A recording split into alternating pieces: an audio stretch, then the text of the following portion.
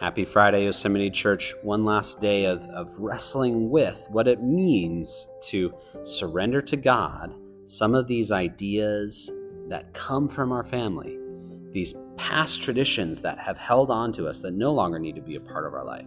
Well, throughout this week, we've talked about how we need to be in the practice of identifying what might be a part of our life that we should no longer rely on, encouraging other people to come into our life and using their knowledge and their wisdom to understand, hey, this is not something that you should be doing, right?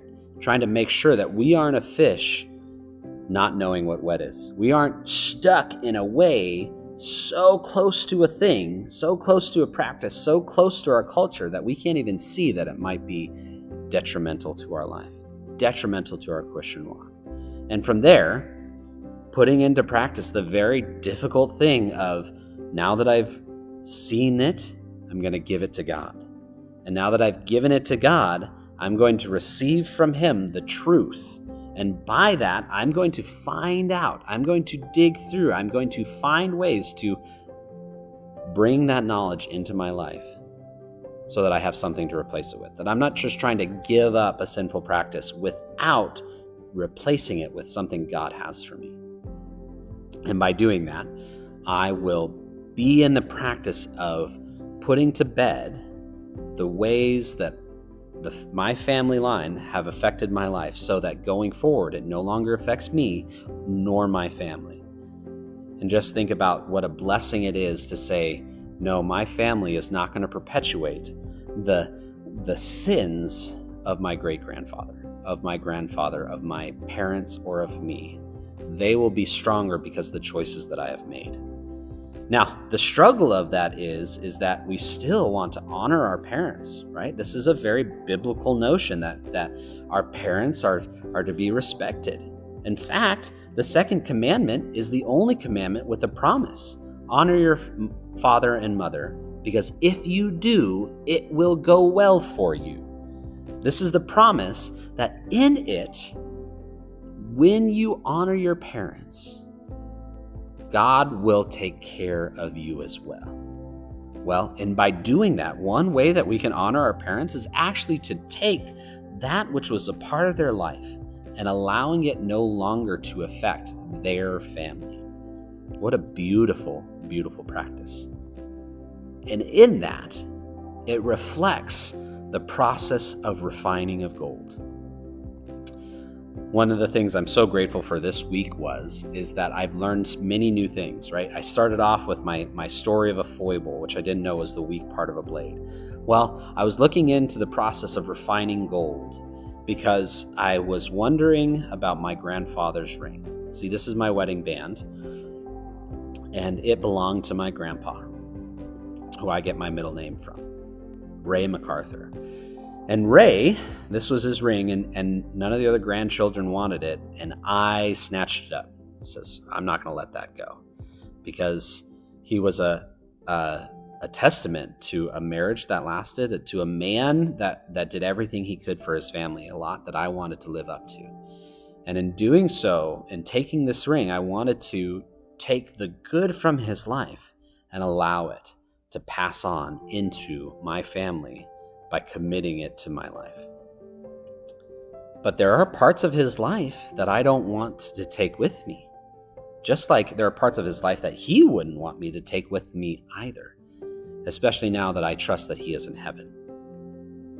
And so by doing this and by looking at this gold ring, I learned that gold can be endlessly refined. It can be continually brought back to a state of molten purity, melted away, and sifted off so that the gold can be created into something new. Well, what a beautiful picture of what God can do in our life. He can take the gold from our family past and He can refine it, taking out all of the impurities and making it into something new, making it into a blessing that can be carried forth going into your future and into your children's future and into your children's children's future, and so on and so on and so on. See, the gold that's in this band could become whatever I want it to be.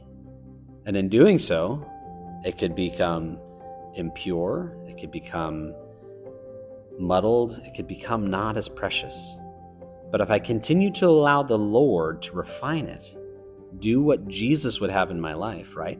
If I am the gold on this band, then what I can do is trust that no matter what the Lord is taking out of my life, He is making it better for my future and for my children's future and my children's children's future.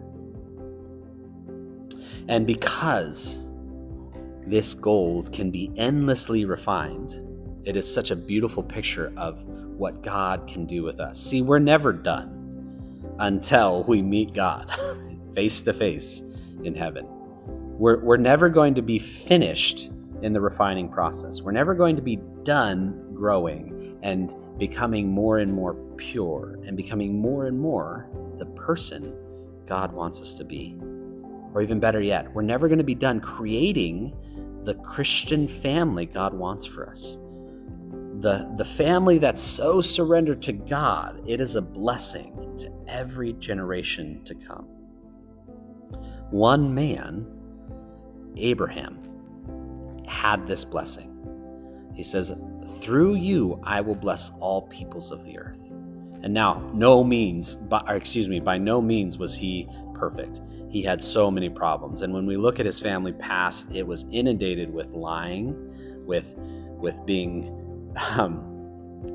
untrue in business manners, so much so that one of his descendants, Jacob, was literally called the trickster. That's what Jacob means.